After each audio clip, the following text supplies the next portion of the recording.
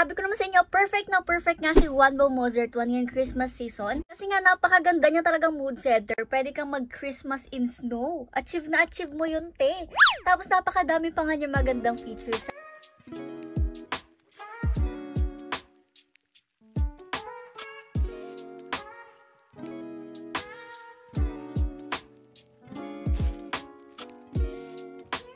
Sa likay, unbox natin siya. Ipapakita ko sa inyo. Yo guys, what is up? It's me, Saya again, and welcome back to my YouTube channel! Oh, diba? Tanggal angas ng ate mo. Alam niyo naman ako balakatak. Tingnan niyo siya. Alam niyo naman ako balakatak, malakas ang boses, pero tanggal angas natin today kasi tingnan niyo. For the sleeping, ang ating baby is Kyler. For the topic naman. For the topic naman si daddy niyo ngayon kasi nga kailangan natin siyang... Yes, baka magising. Eh, hayaan natin tulog siya kasi nga mag-movie night tayo. Sobrang tagal na namin na hindi nakapag-date, ganyan. So, ngayon dahil medyo okay na naman ako, mag-movie night kami habang siya ay for the sleep. Kasi 3 hours naman niya matutulog. Tapos mostly nga, tuwing gabi, gising talaga siya. So, habang tulog pa naman siya ngayon, mamaya pa yung gising niya na talagang gising na gising siya, mag-movie night muna tayo. And alam nyo ba, sobrang nagustuhan nyo yung pinakita ko sa inyo na Wanbo T2 Max projector. Sobrang nagustuhan yun. And ngayon, dumating na yung order ko. Noon pa to actually dumating, hindi pa ako nanganak. Pero, nanganak nga ako so hindi nagamit. Pero ngayon nagamit na natin. Babe, medyo taas mo siya. Mabigat kasi siya, di ko mabubuhat, di pa ako pwede magbuhat. Ayan na. Tada!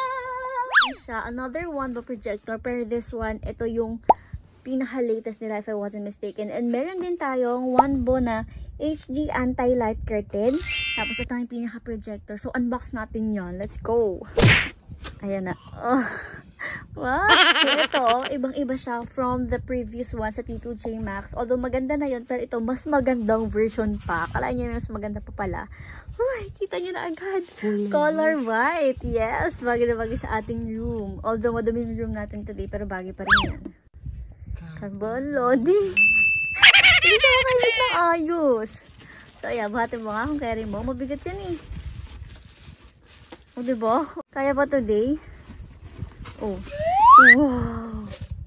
Grabe, ang laki nito, guys. Like, siya lang talaga sa loob ng box. Tingnan siya. Uy, wala naman pa-excite sa pagbubukas. Ayan, nakatalikod, paharap. Wow! Wow! So, ayan na siya, guys. Sobrang ganda. Very aesthetic ng design talaga. Hindi yung camera, te. Yan, so mapakita natin sa inyo yung mga ano niya. So, una ito, syempre alam niyo naman yung kanyang Cyclop eyes. So, nakasulat dyan, meron siyang autofocus 1080p and smart projector din to, very smart. And alam niyo ba itong projector na to, literally speaker na rin siya in one kasi sobrang ganda talaga ng speaker. Alam niyo yung T2J Max, sobrang ganda ng speaker niya, pero this one, mas maganda pa, mas pinaganda pa. So, ito yung speaker and I think ito yung sensor, if I wasn't mistaken. So, ayan, Wanbo Smart Projector. Sa gilid niya, tada! Look at my face. Makikita nyo, Wanbo and acoustics. Oh, diba? Kasi nga, grabe yung pagka-speaker nito, mams. Tapos, sa taas niya, syempre, gold na gold. Syempre, alam mo na kung ano itong nag-iisang button na to. On and off button. And sa likod naman, nandito na yung pinaka-port niya. And ito, yung pinaka, hindi yan aircon, te. Labasan niya ng init kasi syempre mag-iinit siya. So, kailangan makalabas yung heat and magamit mo nga siya for a very long time. Pwede ka mag-movie. So, pang matagalan siya. Wow! So, meron din siyang mga insertan. So, meron tayong USB port. Ito for headphones para pwedeng kahit nanonood ka, kung gusto mo, ikaw lang yung makarinig ng mga pinapanood mo. Ano man yung papanoorin mo na gusto mo ikaw lang makarinig. Alam niyo ba kung anong pinaka maganda rito sa projector na to? Sobrang laki ng screen ng projector na to. Kaya meron din sila nitong anti-light curtain. Ibang-iba siya kaysa dun sa other projectors nila kasi nga ito, mas wider yung screen niya. So, para ka talagang nasa sinihan. So, mas feel mo talaga. So, yun yung pinaka in-upgrade nila dito, yung sa screen and yung sa kanilang sounds and everything, lahat talaga is super upgraded. Kaya naman, kahit meron na tayo ng T2J Max, talaga nag-avail pa ulit ako nito kasi gusto ko siyang makita talaga. And alam niyo yung si T2J, di ba meron siyang tripod na kasama. Pero dito, pag tinignan mo sa ilalim, meron siyang stand na pwede mong iganyan. Pag ipinatong mo siya, ayan, naka-angulo na po siyang ganyan. O, diba? Madali na lang siya. So, meron na siyang obstacle avoidance. Basta mamaya ko explain, babe. Papakita ko sa inyo kasi kapag tabing ilagay mo sa kanya, itutuwid niya yun automatically. Wow! Shala, diba? Basta papakita ko sa inyo. Let's go. I-set up na natin to. Ito naman yung kanyang curtain. Please open this for us. So, syempre, meron na siya sarili niyang curtain, which is mas maganda talaga yung display kapag ito yung curtain na ginamit mo. Tada! So, ayan. Simple projector screen. So, ito 100 inch kasi nga, 100 inches yung kayang display nito. Biruin mo yung price niya is the price ng mga TV na nasa 55 inches, 40, 30, 55 inches. Pero ito, 100 inches na yung pwede niya. Same lang siya sa TV, be. As in, super same lang sa TV. Mas maliit lang talaga siya and mas compact. Ayun na, for the open na si Kuya Sir Menyo. Malaki yan, te. Huwag mo muna i-open ang buo. And mas maganda yun kung i-iron kaso nagmamadali na kami kasi may batang sleeping, so hindi na muna natin ma-iron yan.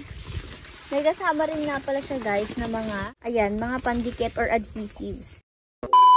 Really sorry, hindi ko na mapapakita sa inyo kung gaano kaganda tong kanilang curtain, pero maganda talaga siya kasi sobrang ganda rin ng quality niya.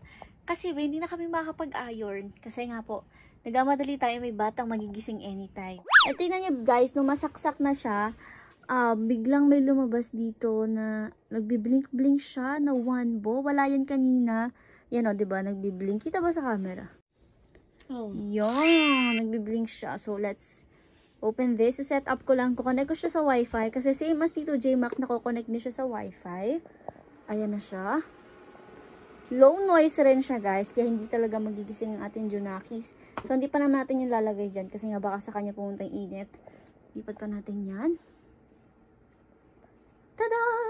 And papatayin na natin yung ilaw. Pakipatay po ng ilaw natin para mas enjoy yung ilaw natin, shala. Ayan na siya.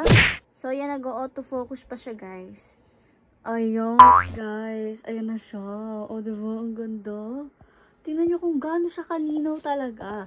Hindi talaga tayo bibiguin ng mga one-more projector. At alam nyo ba, may nag-message sa akin before kung saan daw nabili kasi gusto daw. Wow! Anyways, papatanggal ko na lang itong curtain para mas kita natin yung effect niya kasi medyo pangit kasi nga may mga lines. So, ayan na guys, may autofocus function siya as usual. Tapos, ang maganda nga rin dito, ayan na. Nagigising na si Master. Lagot. So, ang maganda dito guys, talagang tumutuwid din siya. Although, meron nga lang tayong unan-unan dyan. Pero, pag inipod natin siya, tingnan nyo. Ayun. At tingnan nyo, nasakop niyo yung buong wall kasi nga 100 inches yan. So, pwede tayo mag-watch. So, ayan na guys, sinaset up ko lang po siya.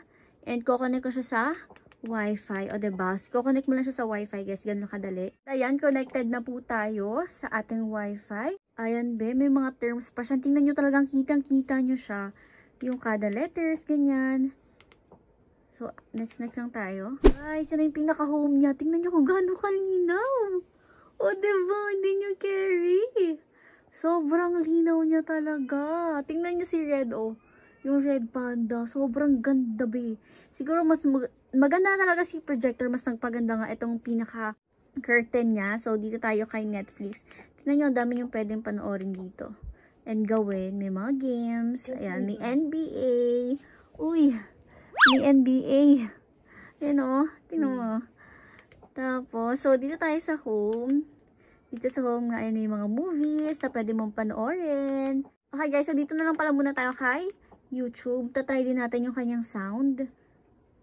Uy. Ganda. Laki talaga. Be, kasi laki na siya ng bed namin. Tingnan nyo. Queen size yung bed namin. Mag-search tayo ng mga pang baby. Sa sounds muna tayo. Baka sobrang lakas, oh. Ayun guys, 12 pa lang yan, pero ang lakas na. 12 pa lang yung volume niya. Okay, let's go. O, diba? Ang ganda. Apakalaki naman yan. Pakanin nyo ba yung sound niya guys? Laksan natin ng konti.